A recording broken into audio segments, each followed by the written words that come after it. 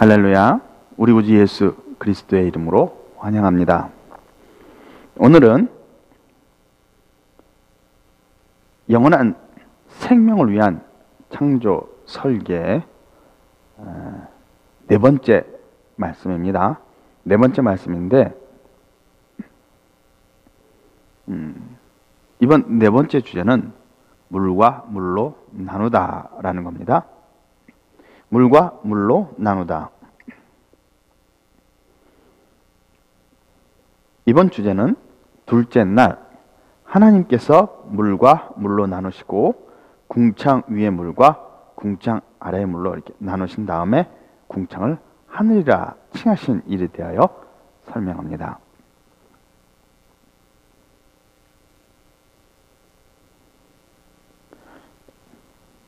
쉽게 생각하면 물이 이렇게 있는데요. 그 물의 가운데를 서로 나누는 거죠. 벌려서. 그래서 그 나타난 그 공간을 궁창인데 그것을 하늘이라 칭했고 하늘 위에 있는 물과 하늘 아래에 있는 물로 나뉘었다 하는 뜻입니다. 이것에 대해서 많은 사람들이 노아의 홍수와 연결시켜서 설명합니다. 다시 말하면 일부 학자분들은 노아 때 하나님께서 홍수로 세상 지면에 있는 모든 그 사람과 호흡 있는 그런 땅에 있는 짐승들을 쓸어버린다 하시고 멸망시켰는데 그때 하늘에서 문이 열리고 하늘에 이제 창이죠. 하늘에 창인데 그 창에 문이 열려서 거기서 또 물이 쏟아져 내려왔다는 거죠. 그 쏟아져 내린 물이 바로 이 궁창 위에 있는 물이다라고 그렇게 주장하는 분들이 있는 겁니다. 그런데 이런 해석이 잘못됐다는 겁니다. 다시 말하면 궁창 위에 있는 물이 하늘 위에 물이 있었는데 그 물이 노아의 홍수 때 쏟아진 내린 물이었다. 그래서 전 지구를 덮는 그 엄청난 양의 물이 바로 궁창 위에 있는 물이었다라고 그렇게 해석하는 분들이 많이 있습니다. 굉장히 많습니다. 그런 분들이 아마 주류일 것으로 보입니다. 그런데 이런 해석이 잘못됐다는 것을 제가 지금 설명합니다.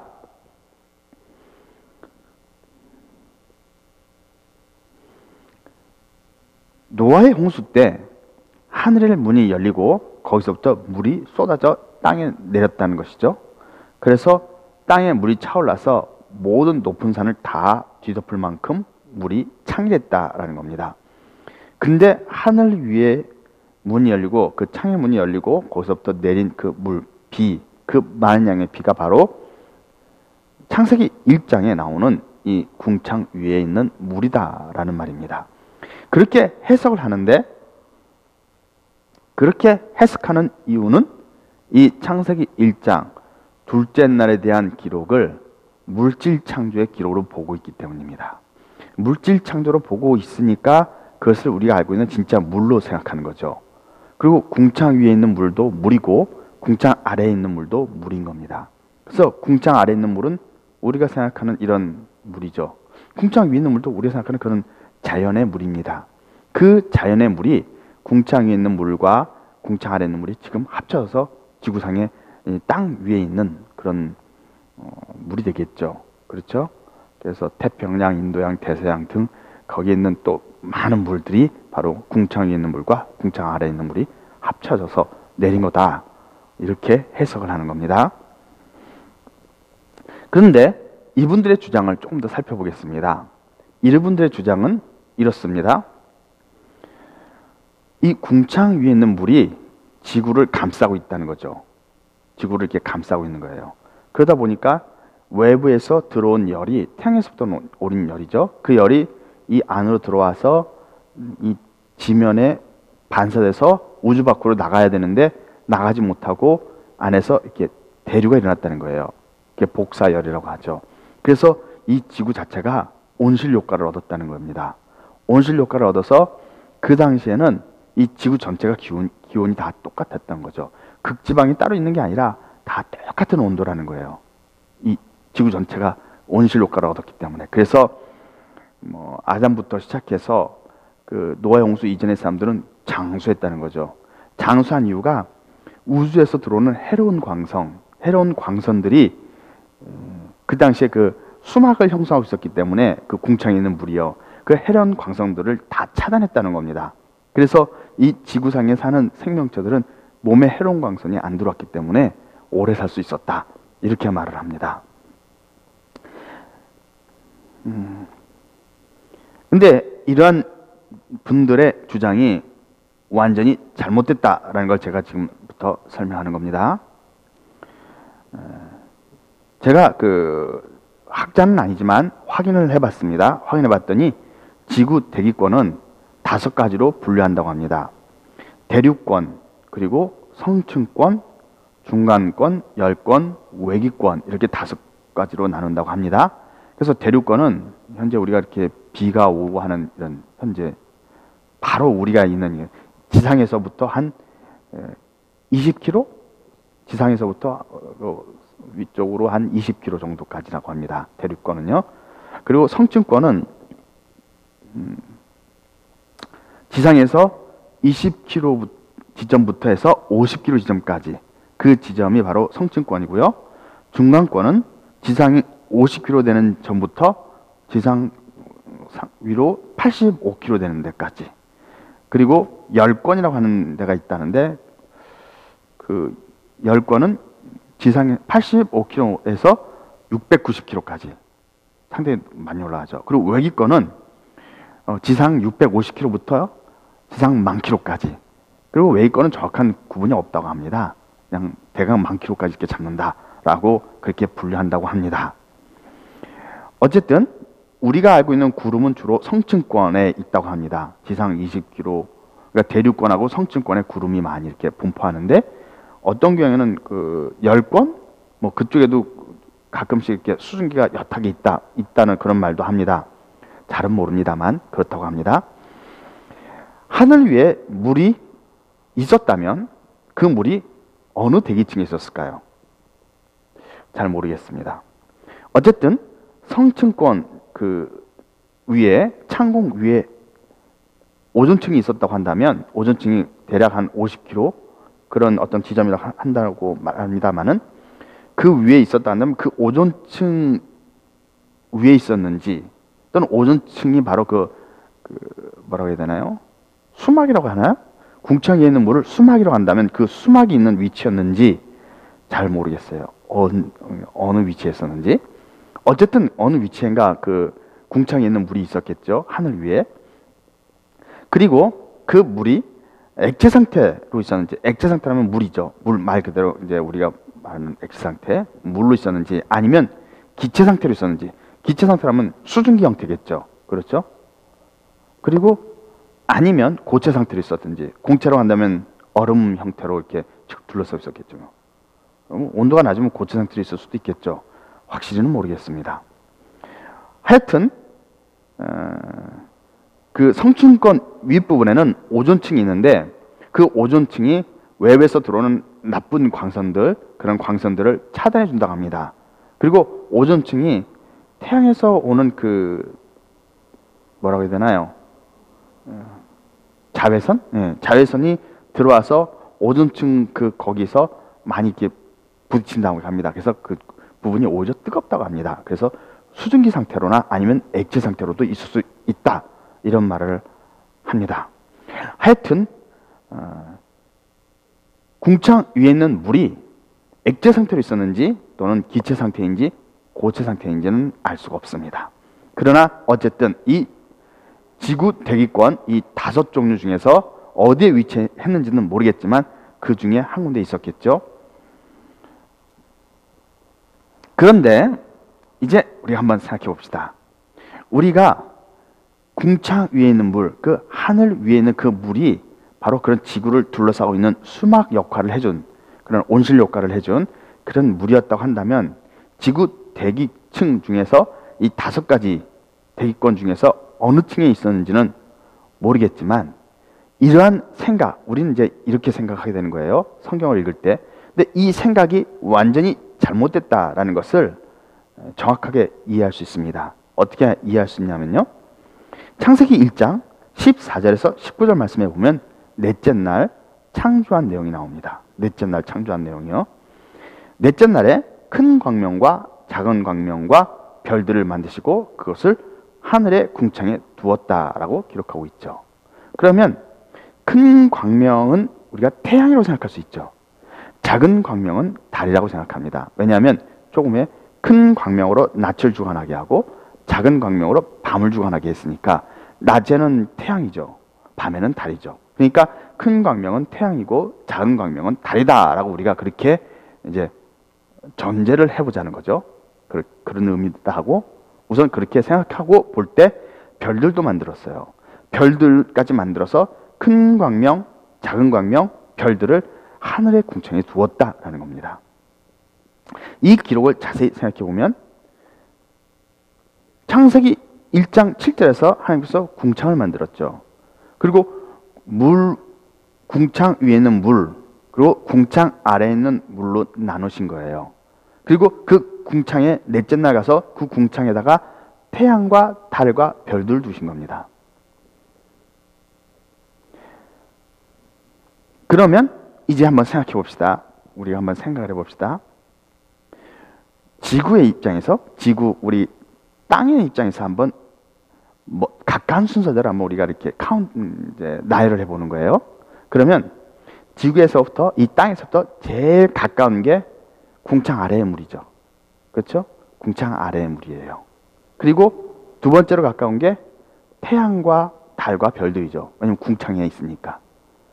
그리고 가장 먼 게 궁창 위에 있는 물인 겁니다. 맞죠? 제일 가까운 게 궁창 아래의 물이고 그 다음에 가까운 것이 궁창에 있는 태양과 달과 별들이라는 얘기입니다. 그리고 세 번째가 궁창 위에 있는 물이라는 거죠. 가장 멀다라는 것입니다.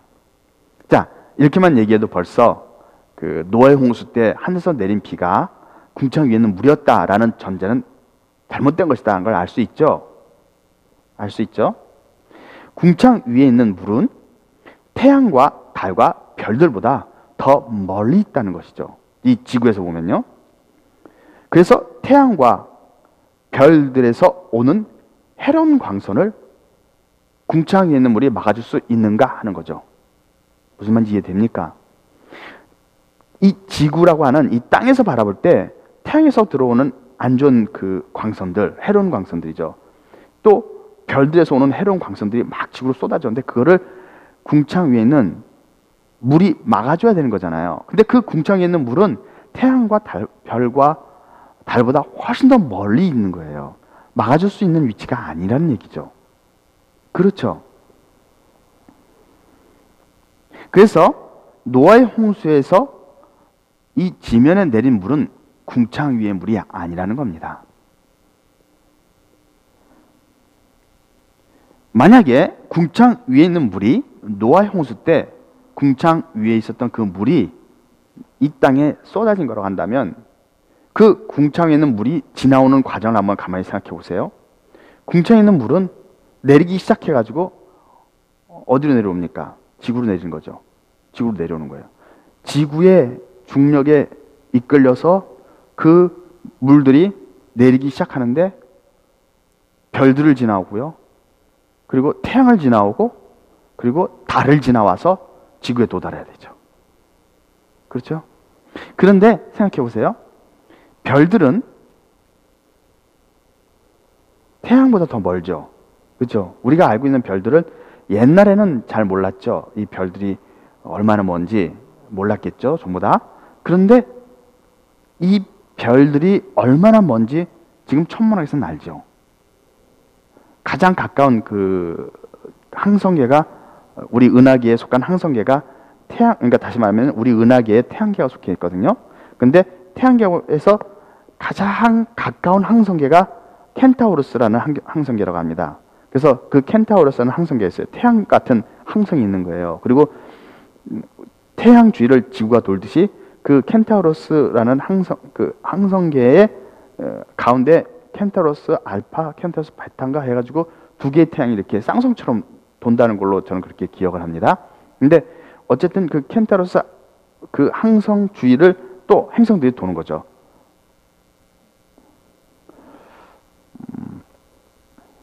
켄타로스 A, 켄타로스 B, 그 다음 켄타로스 C 이렇게 부르는 것 같아요. 그래서 항성을 켄타로스 C라고 했나요? 정확히는 제가 기억을 못합니다. 어쨌든 근데 그 켄타우로스 항성이 태양에서도 얼마나 머냐? 빛의 속도로 4.5광년 정도 걸린다고 합니다. 근데 우리가 갈 수 있는 속도로 가려면 굉장히 오래 걸리는 거예요. 빛의 속도로 4.5광년이지 4.5년을 가는 거지, 우리가 갈 수 있는 최고의 속도로는 빛의 속도가 아니잖아요. 훨씬 느리니까 엄청나게 먼 거리입니다. 그런데 우리가 내리는 비가 지구의 중력에 이끌려서 쏟아지기 시작했다라는 것도 말이 안 맞죠. 너무 멀잖아요. 지구의 중력에 영향받기 전에 이미 켄타우로스 아마 태양의 인력에 더 영향을 받기 쉽죠. 그렇죠? 비가 오다가 지구로 오다가 아예 태양으로 가서 다 증발해 버렸겠네요. 좀 이상한 얘기지만. 그러니까 과학적으로 전혀 맞지 않는 내용이라는 얘기입니다. 그리고 이 우주를, 다시 말하면 이 별들은 우리 은하계만이 아니라 안드로메다 은하계, 그 외에 다른 많은 은하계가 있죠. 그런 은하계가 또 수천억 개라고 하는데요. 그것도 뭐 따지면 엄청나게 많아요. 은하계도 많고 우주도 많고 막 굉장히 많습니다만은, 그런 우주를 다 감싸는 물인 거죠. 그렇죠? 왜냐하면 별들을 하늘에 궁창이 들어온 거니까, 하늘 궁창이 들어오면 하늘 궁창이 온 우주가 되는 거죠. 그러면 궁창 위에 있는 물은 우리가 생각하는 이 우주를 둘러서 감싸고 있는 물이 되는 거죠. 그렇죠? 그러면 굉장히 많은 물이 되겠죠. 이 우주를 둘러싸고 있는 외곽의 물들이라는 거예요. 궁창 위의 물이요. 그래서 그 물들이 지구 중력에 끌려서 이 우주를 다 통과해서 지구로 왔다는 것인데, 사실 말이 안 되는 거죠. 그렇죠? 말이 안 되는 겁니다. 성경 기록에 따르면 궁창이라는 하늘에 태양과 달과 별들이 있기 때문에 하늘은 모든 우주를 의미하게 되죠. 그렇죠? 하늘 했을 때 이 하늘의 궁창했을 때 그 궁창은 모든 우주입니다. 단순히 우리가 생각하는 지상 10,000km 이하의 어떤 스카이라고 하는 대기권이 아니라 온 우주 만물을 말하는 거죠.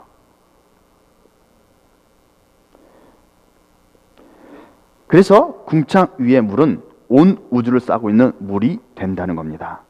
아마 그 양이 엄청날 겁니다. 지구에 있는 물하고는 비교가 안 되겠죠. 근데 우리는 어떻게 생각을 하냐면, 성경 말씀을 읽을 때 물이 이렇게 한 높이가 있죠. 물이 땅 위에 땅이 있고 그 땅 위에 물이 있는 걸로 이렇게 상상을 해요. 하나님의 신은 수면을 운행하신다 그랬을 때 이 지구라고 하는 땅덩어리가 있고 그 땅덩어리 위에 물이 어느 정도 높이로 있다라고 생각하는 거예요. 어느 정도 높이로. 예를 들어서 지상 말 그대로 10,000km는 너무 높은가요? 10,000km까지 물이 차 있다고 가정을 해봅시다. 그러면 굉장히 엄청난 물이 있는 거예요. 근데 우리는 하나님께서 물과 물로 나뉘고 물과 물 가운데 궁창이 있게 하겠다 그랬을 때, 우리는 지상 10,000km까지 물이 있으니까 지상에 한 50km쯤 되는 중간쯤 위치를 나누는 거죠. 이렇게. 그렇죠? 우리 상상은 그렇게 되는 거예요. 그래서 나누라 하니까 물이 쓱 올라가는 거예요. 그 물이 밑으로 이렇게 내려가고, 그래서 그 가운데 구멍이 이렇게 생기는 거죠. 그래서 사실은 지상에서 50km까지 궁창 아래에 물이 있고, 그 다음에 궁창이 한 50km 있고 가운데, 그리고 궁창 위에 한 50km쯤 돼서 한 지상 100km에서 지상 150km까지 그 사이 또 궁창 위에 물이 있고, 이런 식으로 상상이 되는 거죠. 하나님께서 물과 물을 날 때 반반씩 나눈 걸로 이렇게 생각을 하게 되는 거예요. 그렇게 생각이 되죠. 우리가 글을 읽을 때 그런 식으로 상상이 된단 말입니다. 근데 그게 다 틀린 거죠, 사실은요. 하지만 상상되어진 대로 우리가 한번 생각해 보는 거예요, 지금. 그러면 궁창 위에 있는 물과 궁창 아래에 있는 물이 각각 50대 50으로 나눠질 것으로 생각하는 거예요. 그리고 그 궁창 가운데 이제 태양과 달과 별들이 들어가는 거죠. 그런데 실제로 지구에 있는 물, 지구 위에 있는 물과 온 우주를 감싸고 있는 그 물을 비교해 봅시다. 그 양을요. 그럼 이거는 100대 1도 아니고 100억 분의 1도 안 될 거예요. 엄청난, 우주를 감쌀 정도의 물의 양이라고 한다면 그 양은 지구가 그 속에서 아마 헤엄치겠죠. 태평양에 무슨 모래 하나 정도 되지 않을까요? 이거는 50대 50, 물과 물로 나뉘라라는 말이 아주 무색해지는 거죠. 이거는 물과 물로 나누는 게 아니라 물속에서 이렇게 조금 떼서 지구에 이렇게 떨어주는 정도 개념이죠. 그렇죠. 그리고 태양에서 나오는 해로운 광선 또는 우주에서 들어오는 해로운 광선을 궁창 위에 있는 물이 차단해 줘야 되는데 이 궁창에 있는 물은 우주 바깥에 있기 때문에 차단이 되지 않는다는 겁니다. 그래서 하나님께서 둘째 날 궁창 위의 물과 궁창 아래의 물로 나누셨다. 그래서 궁창 위에 있는 물이 지구를 감싸는 수막이 돼서 온난화가 이루어지고 지구 전체가요. 그리고 해로운 광선을 막아주고 온난화는 표현이 안 좋은가? 온실 효과가 돼주고 그다음에 해로운 광선을 막아주고 그런 기능을 했다라는 그 생각 자체가 완전히 잘못된 생각인 거죠. 이해되시죠?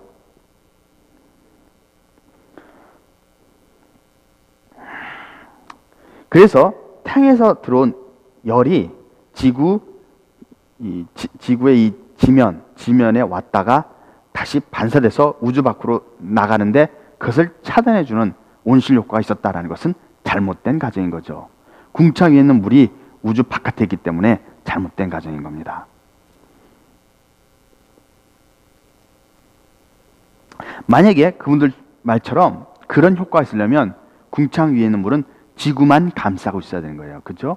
지구만 감싸고 있어야 되고 지구를 감싸는 수막처럼 이렇게 지구를 둘러싸고 있는 그런 물이어야 한다는 거죠. 그래야 그런 효과가 있겠죠. 온실 효과도 있고 해로운 광선도 막아주고 또 뭐 그런 효과가 있겠죠. 근데 이 궁창에 있는 물은 지구만 감싸는 게 아니라 우주를 감싸고 있는 거니까 그렇게 되지 않는다는 거죠. 그래서 궁창 위의 물과 궁창 아래 물로 나누시고 궁창을 하늘에 칭하셨다라고 한 이 둘째 날에 그 하나님의 창조의 기록은 우리가 알고 있는 자연의 물을 나누는 물질 창조의 개념이 아니라는 얘기를 하는 겁니다. 무슨 말인지 이해되시죠? 그렇게 생각해서는 안 된다는 거예요. 하나님께서 말씀하는 것은 그런 개념의 내용이 아니라는 겁니다.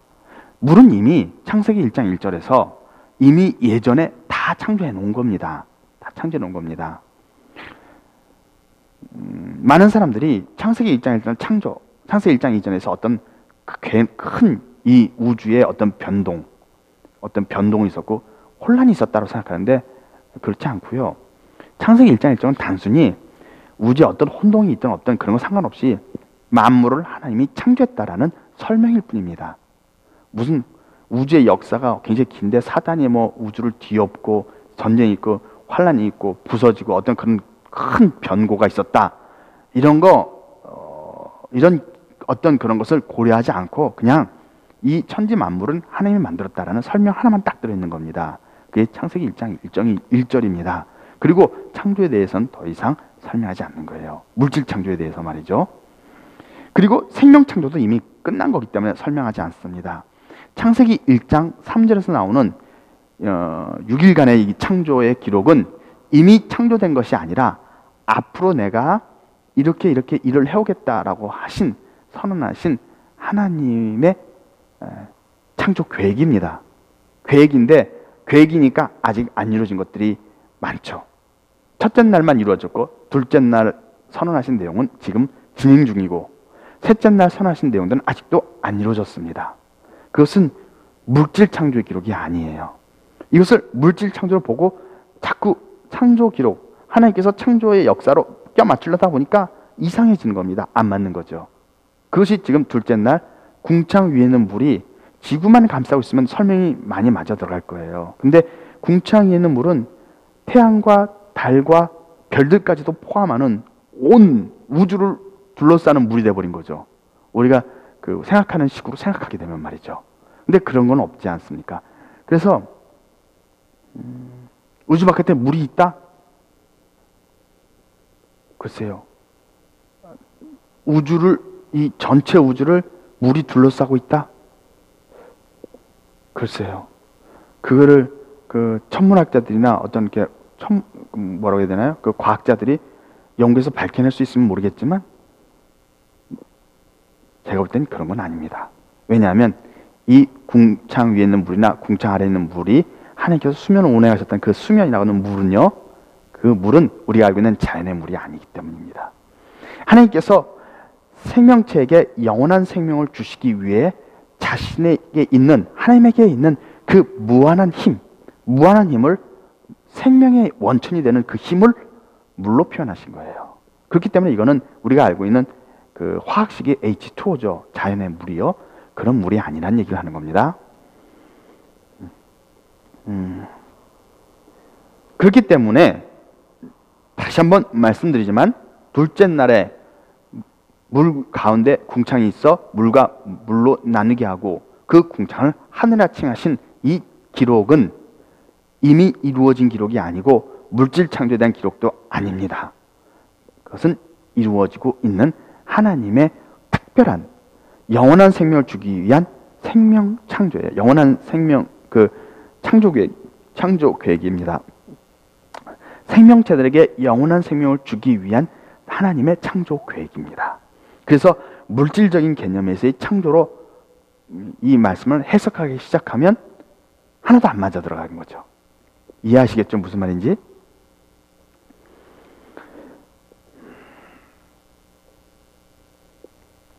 궁창 위의 물은 지구를 감싸는 물이 아니라는 겁니다. 궁창 위에 있는 물을 지구만을 감싸고 있는 물이라고 설명하게 되면 잘못된 설명이 되는 겁니다. 실제로 지구 위에는 물이 없으니까요. 그것이 노아 홍수 때 내렸다? 그러면 그것도 이상하죠. 왜냐하면 우주 바깥에서 물이 와야 되잖아요. 별들보다 더 멀리 있는 물들이 막 와야 되잖아요. 그것도 안 맞는 거죠. 과학적으로 굉장히 잘못된 설명이 되는 겁니다. 그래서 둘째 날 말씀하신 이 물은 자연의 물이 아니라는 겁니다.